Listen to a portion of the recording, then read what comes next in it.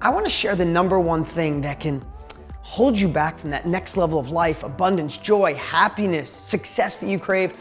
And that same thing could be the anchor holding you back. As simple as it sounds, the reason sometimes we have that imposter syndrome, or we have that inner voice telling, we're not good enough, we don't have enough money, it's not the right time, you're too old, you're too young, you live in the wrong area, is simply because of the beliefs that have been embedded inside of us, right? I know you've heard this a million times, but Roger Bannister, the first man to ever run below a 4-minute mile, right? They said it could never be done. Scientists said it was physically impossible for humans to run that fast. So in the whole history of the world, no one had ever done it, ever. All of a sudden, Roger Bannister breaks the 4-minute mile. And within the next 12 months, 18 people did it. How is that possible? Did everybody get steroids? Did evolution happen overnight? No, only one thing changed. People's belief. When they saw him do it, they knew they could. Think about opportunities you almost went for. You almost took the action, but then like the train going down the tracks, you missed it, and then years later you regret it. The knowledge industry, the self-education industry, the information age, the digital economy is like a wave coming in. And you can either get in front of it or miss out. The world could go in a really crazy place if we obsess on what people could do for us. But when we take control, when we gain the resources and then become resourceful, then we get to fix the economy in our home. We get to fix the politics in our home.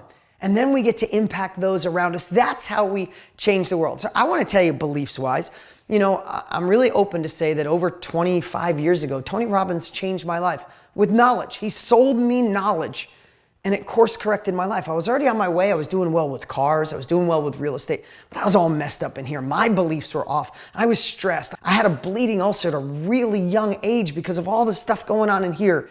And Tony transformed all that. He gave me new beliefs. He taught me how to focus on solutions and compelling futures and all these things. And it was so amazing that I decided to go into the knowledge industry. Now you got to understand something.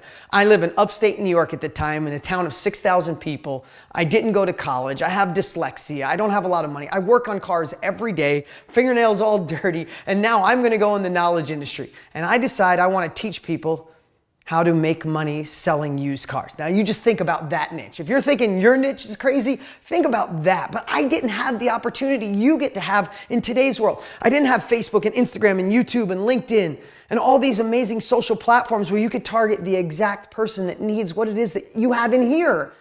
That didn't even exist. Tony and I, back in the day, and when I started, I had to create an infomercial and pay for TV media. And I had no clue what I was doing. You think people told me I was nuts?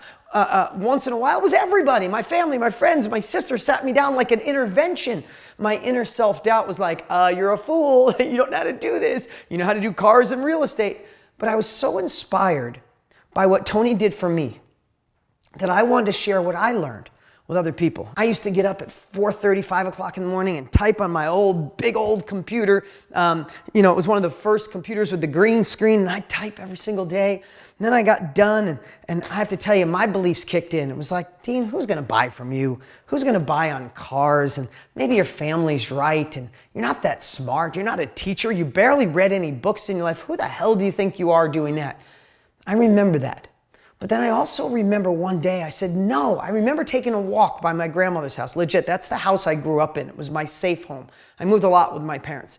That was the home that like touched my heart. It's so great. 5 years ago, I bought it back and my family and I go there. But that's for another day. But I was walking down this road and I was in this transition of going all in the information age, in the digital economy, in the knowledge industry. But I had to invest hundreds of thousands of dollars back then to figure it out on my own, to build all these booklets, to have a shipping department and a phone center, and then produce an infomercial and figure out how to pay for online ads. I had to spend all this money, and one day I just decided I am not living someone else's beliefs. I'm not gonna listen to my family. I'm not gonna listen to this inner doubt. And that's what I wanna encourage you this very moment.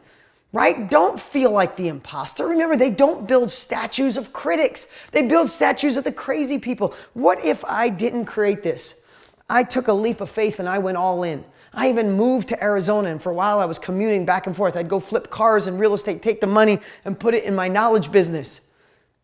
But I did that, and I'm here because of it. And then I evolved to be a New York Times bestselling author and top podcast, and I get to partner with my dear friend Tony Robbins, who changed my life, and speak on stage in front of thousands, tens of thousands of people. My books have been in the hands of millions of people, and now I get to share with you and tell you, don't settle.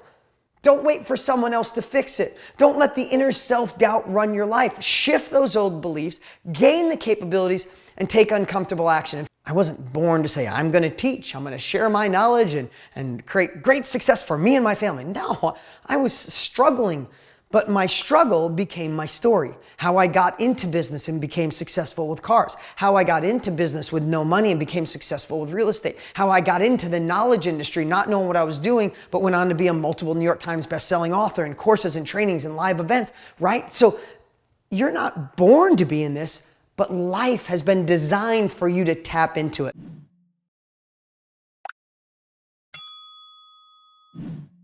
You need 3 things to be successful. You have to have the right mindset, right? The wrong beliefs, the wrong mindset, you'll never get started. But then if you get the right mindset and you're excited, you need the capabilities, you need the strategies, you need the tactics.